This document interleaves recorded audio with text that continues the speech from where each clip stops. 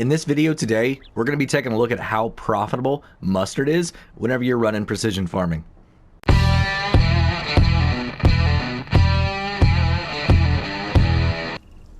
Welcome back, everybody. Driver 53 here, and once again, today we're taking a look at mustard here on Riverbird. This is a new crop for console players, and it's only available on this map, Riverbird. So if you haven't checked it out yet, go look at the mod hub. It's available up there. You can download it. It's not real big. It's a pretty decent map. It really is, and I really enjoy these new crops. So what we wanted to do is take a look at how profitable mustard is, like we did a couple weeks ago with all the other crops.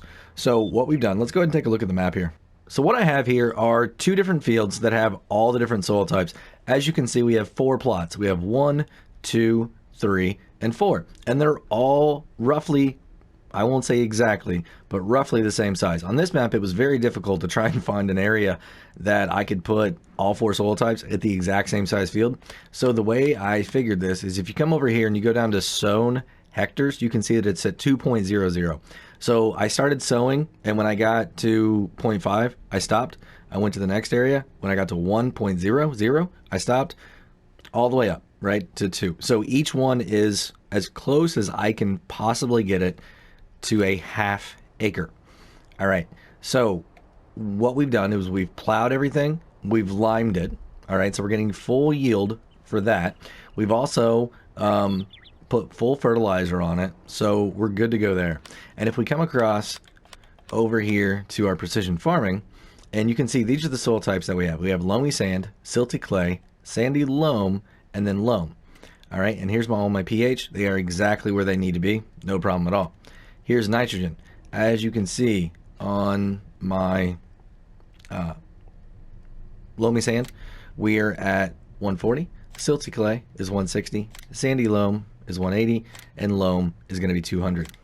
So all of those are perfect. Also, what we're going to do now, harvest all this. What I'm going to do is actually look at the economic analysis. So we're right here. If I come over to this right now, you can see that my seeds are total at 241, and the reason is because I have both of them in the exact same field. What I've done is I've separated that out. I recorded what they were for each one as I was going along, and then we did the same thing over here on field 2, and that's 242 also. You can see the liquid fertilizer is 221, and over here it's 144.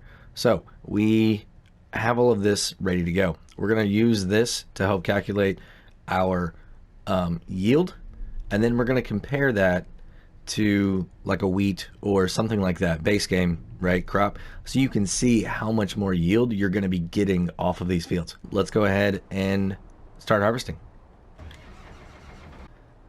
All right, everybody, we got this harvested. All the mustard is done. All 4 soil types we went ahead and did. We were recording what we were doing as we were doing it, so we're good to go. I'm gonna go ahead and pull up a spreadsheet here and show you what everything looks like. So as you can see, the first thing that I've done is I've added map to the very beginning here, and the reason is because I'm going to start storing all of these on a Discord. We created a Discord this week for Driver 53 Gaming, and I wanted to have a place to store all of these testing documents that I've been sharing on my videos, and even more of them. We're going to go back and kind of get some of the data and put it into here, right? So I'm going to go back and look at some of those videos, pull out some of the data that I didn't necessarily have on a table like this, and put it in there for everybody. So you can see that mustard does pretty well, and you can also see that the seed usage is a little bit more here on mustard than it is for wheat. And I'm comparing to wheat because it's right in the middle of the last chart that we did, and I feel like wheat's like the crop that Giants wants everybody to always start on. So we're just going to compare to that all the way across here. So yeah, seed usage is a little bit more. So the next thing that I want to look at here is fertilizer used, and as you can see, it's not as much. So you're not going to be using near as much fertilizer here on mustard as you will with wheat, which is really good. Next, we're going to take a look at harvest yield. Oh my goodness, right? It is crazy the yield that you're going to get on this. You can see that it's pretty much doubled, exactly doubled, which kind of makes you think, you know, with the increased amount of time, you know, is it worth doing this? Well, let's take a look at the next column here, right? Average crop price. Now, I looked at the price in the economic analysis, all right, and it was right at 1,055. So then I went to the price section in the menu, and the one sell point that had it was 1,055. So I don't know if that price is going to like stay consistent or what, but 1,055 is what we're doing right now. That could fluctuate. So just use this as a guide. It's not, hey, sell it at that price, or this is the lowest or high. It's, just that's the only price I had available right now.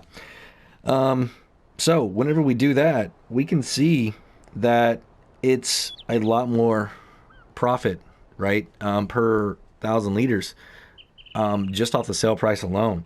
So, it's not quite,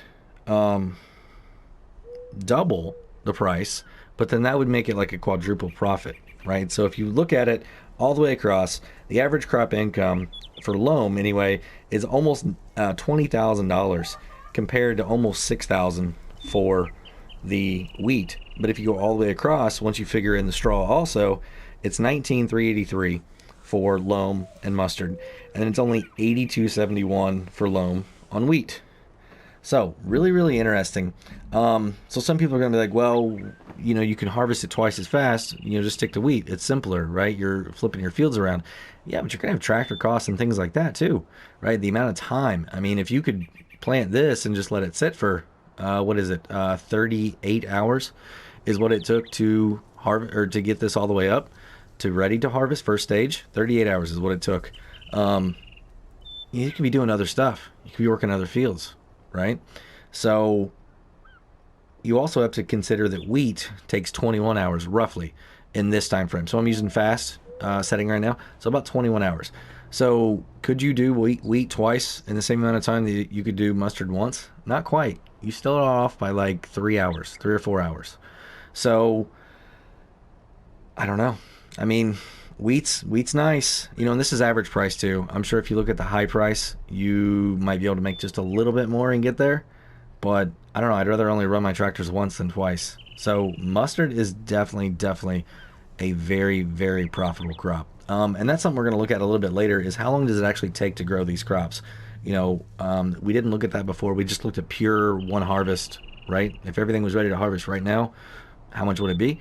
But we're going to look at how long it takes. So as you can see here, I highly recommend mustard if you're planting on Riverbird, or if you just want to try a different crop, mustard. It's a really, really good one. So that's going to be it for today, everybody. If you enjoyed the video or learned something today, go and give me a thumbs up if you would. If you want to be kept up to date on all my latest precision farming videos, think about hitting that subscribe button. And if you do, hit the notification bell too. Have a great day, everybody. Until next time, this is Driver 53, signing off.